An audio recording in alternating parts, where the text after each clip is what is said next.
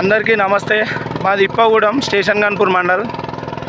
నేను ఎందుకు ఈ అర్జెంట్ వీడియో చేస్తున్నా అంటే, పొలాలకు రోడ్లకు భూములు ఉన్నోళ్ళు లోపలికి పోనిచ్చే దారులను అన్నీ మూసేస్తూ ఉన్నారు.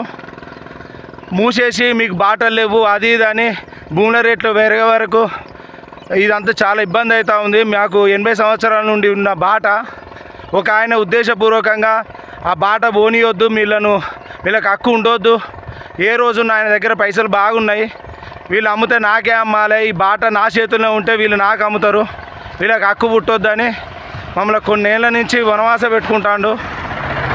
కాబట్టి నేను ఇప్పగూడెం నుంచి గ్రామ పంచాయతీ సర్పంచ్ గారికి వినతి పత్రం ఇచ్చి స్టేషన్ గన్పూర్ మండల్ రెవెన్యూ ఆఫీసర్కు, ఆర్డీఓ ఆఫీసర్కు శాంతియుతంగా పాదయాత్ర చేసుకుంటూ వాళ్ళిద్దరికి మెమోరాండం ఇచ్చి పోలీస్ స్టేషన్లో నా మీద దాడి చేయడానికి వచ్చిండు నిన్న.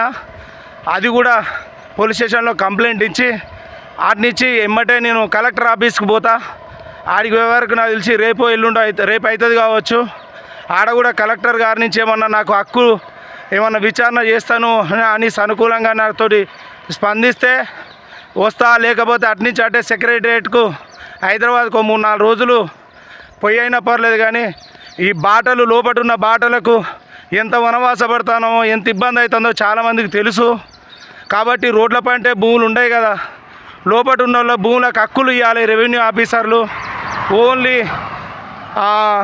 నక్షలు ఉన్న బాటలకే మీ ఇష్టం, లేకపోతే లేదంటే ఎందుకు మీరు అధికారులు.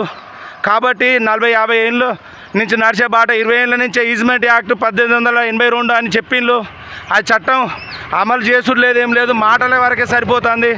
కాబట్టి రెవెన్యూ ఆఫీసర్లు నాలాంటి ఎంతోమంది గోసపడుతున్న ఒక చట్టం తీసుకురాండి. చాలా వనవాసం అవుతుంది.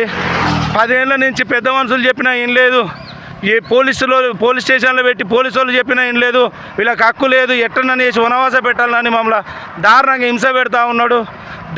దయచేసి ఈ వీడియోను అందరు షేర్ చేయండి.